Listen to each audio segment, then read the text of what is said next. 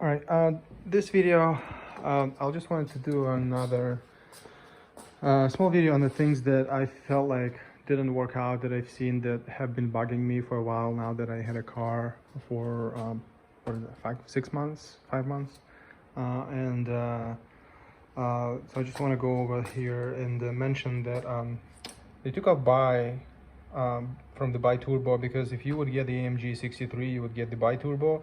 So instead of actually moving the turbo to the left side and reducing the line length here, they actually ended up just reusing the same component from that part and leaving the empty space here. And I also, if you look at the quality, it's not really that steady and doesn't give a lot of promises.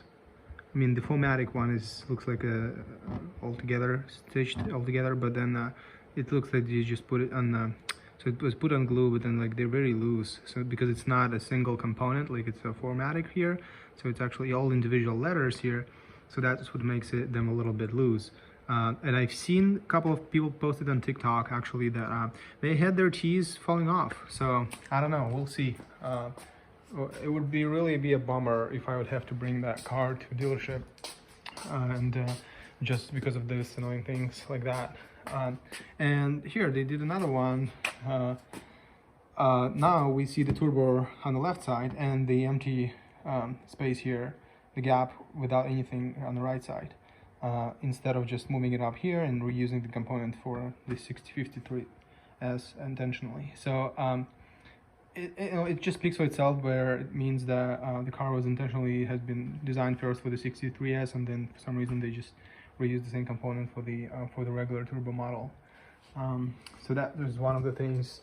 I think the one thing that I also want to mention is the step, whatever they call the pedestal here. I think in Ford, they had it in Ford models, in Ford trucks, they actually had it wide enough that it actually hides and it comes down all the way, so you can actually step fully on the on the platform here. And on this one, as you can see, can't really do much here. So it's very uncomfortable to actually step on the platform here and go in, because you only using half of your foot. So that's very not. Like, you kind of like ended up wanting to use it, but every time I ended up using, I just like really anxious about using it, and I ended up just going like this in the car, and it's still not comfortable, because I still actually at the same time I hit my head into the up here. So I'm a 5'10" guy, and like, what is it, 180 centimeters, 5'10", and in the US size, and it's not really the best way to get into this car, even though it's kind of like decent size, but I have troubles getting into this car, and every time. So that's one of the things that really was unfortunate, because I was very excited about the step in here and the platform. I thought I'm gonna use it, so I ended up just like using it probably if I need to like mount anything on the roof. I have my I have my snowboard rack here. So if I need to mount my snowboard, I do that. I use that, but outside of that, it's not really the best thing. So I like, the point is, like, hopefully they will fix it in the future. And I don't know what the platform is like in GLS models. Hopefully it's bigger, because this thing is not usable. It's just more like a decoration piece. Another component is the very famous screw right here, looking at you every time. This guy right here. So it's like every time you open the door, every time you're trying to sit down, and then it's right in front of you, right? It's very annoying, because everything else is black. Everything else is black in this car, and I understand that cars can be like, they can have different models, different colors of leather and wood, but essentially, because all of the components, the screws that I used here are black, this one really stands out. So now I don't know why they put in this like regular, like kind of like screw that I would use for like wood screwing wood, metal, or like sheetrock in my house. Like really not the best use of a screw here for a luxury car, if we can call it a luxury car. That's I mean, I'll just have to either end up asking them to replace it at the dealership, or next time I'm gonna be there, hopefully not soon, because I don't want to go to the dealership, waste of time. I'll just, I don't know, try to paint it, but I don't know. I haven't decided what to do next. If I have to paint it, that would be really annoying to just do like individual like touch-ups of the paints on this. But if that's what I have to do, I have to do that, or ask them what they're gonna do at the dealership, which are probably gonna have to do first. This thing also, I don't know, the design of this thing, like everything in this car is very futuristic, and this was one of the reasons why I got this car, because out of many cars in the market for this year, this one was the one that had one of the most futuristic designs. And then when you look at this section here, where you have this like the old school knob with like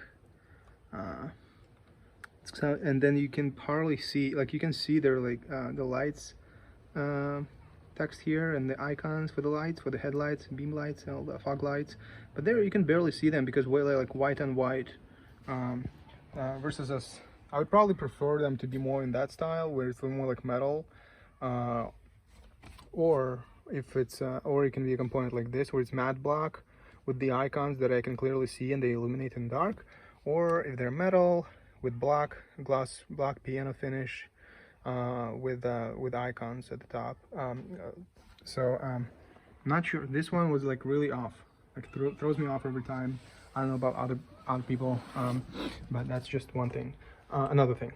So that's also, you can see about the stitching and well, actually about the use of leather, and how it's been very little, it's been a little defect at the beginning, but then I didn't pay attention to it. Now it's getting, I feel like it's getting a little more, because I put my elbow every time you drive, you put your elbow like this, right? And like, oh, not every time, but like sometimes you just want to drive, relax your elbow in this area, and this is where it ends up having the weird, I don't know, leather, whatever you call it, defect. So yeah, not happy about this, especially because I see this every time when I get in and get out of the car. So I'll talk to the dealership and see if they will be able to resolve this. But like, I'm just looking at this like now, the leather here and the stitching, it's pretty good here, and I dig the fact that like they actually ended up using black stitching, and this is dark and this is black. They're two different colors though, so they're not being consistent on how they use stitching. So you can see this is black stitching and this is lighter gray stitching. So I don't know, I like the black one. I don't know why on earth they would use different stitching here, and light one here too. So I do like this one because this is kind of like dark and dark, so not aware. Right, let's move on. Maybe the leather. We can, since I mentioned leather, I can talk a little more about leather and how you can see how leather is really showing off the damage here, and actually like all the, it almost like looks like, especially if I do stuff like this, it looks like this car is like 10 years old, but this car is actually 6 months old. And I only had like 4,000 miles on it, maybe less, maybe 3,000 miles on it, so I barely drive it. But yeah, you can see that's leather. The leather used, whatever they used, it's not the best quality. So this is the part that, again, as I get into this car, I see this a lot. Really annoys me every time when I look at it.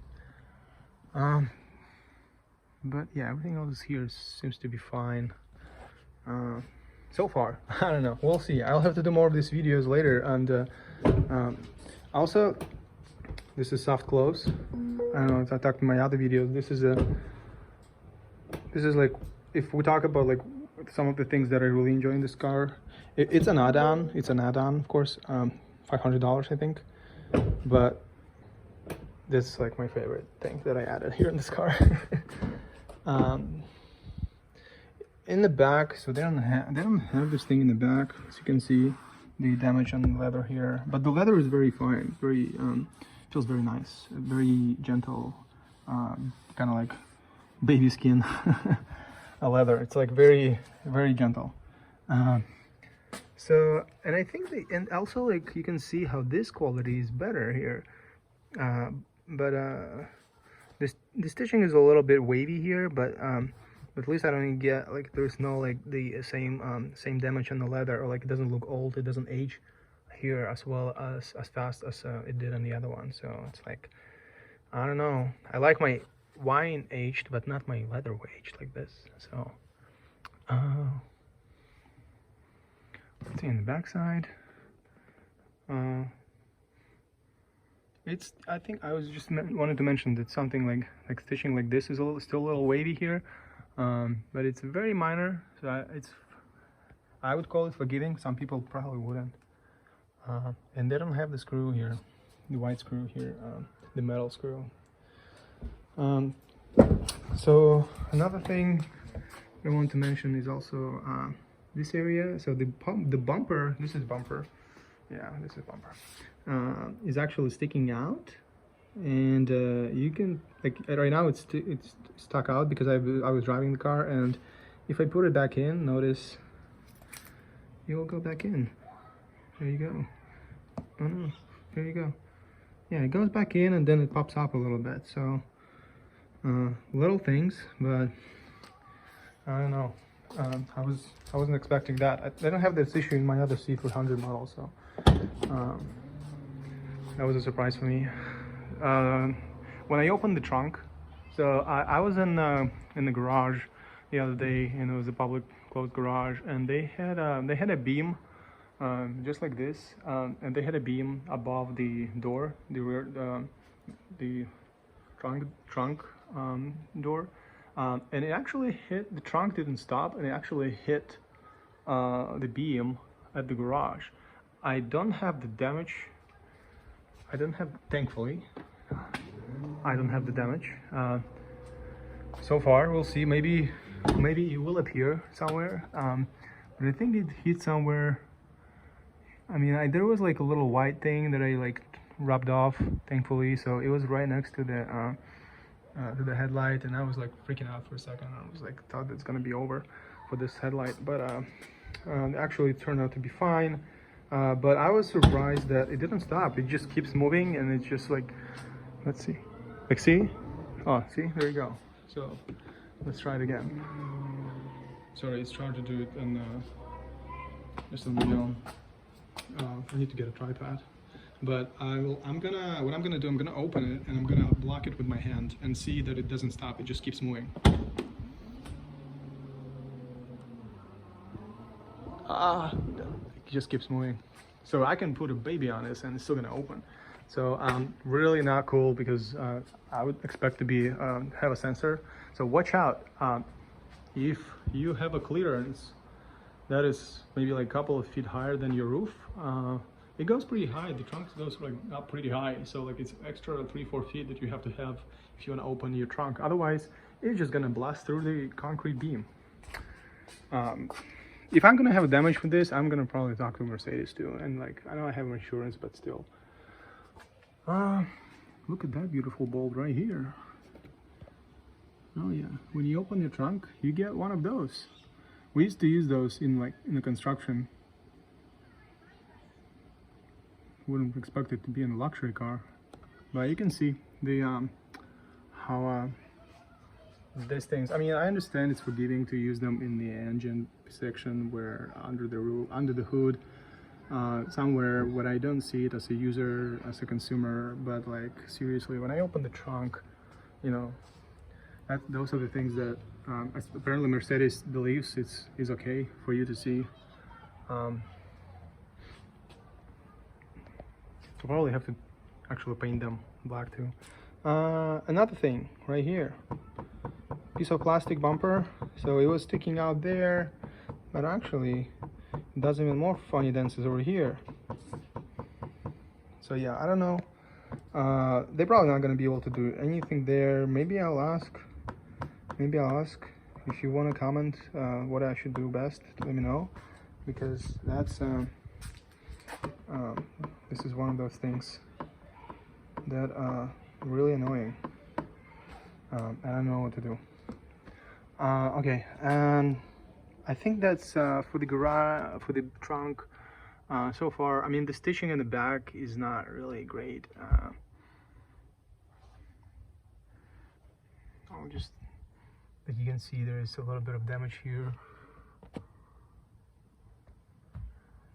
Yeah, there you go. It's a little bit of, like, it's and especially this one, like you can see this one's really effed up. Like, this starts right here at the bottom and then goes all the way up. So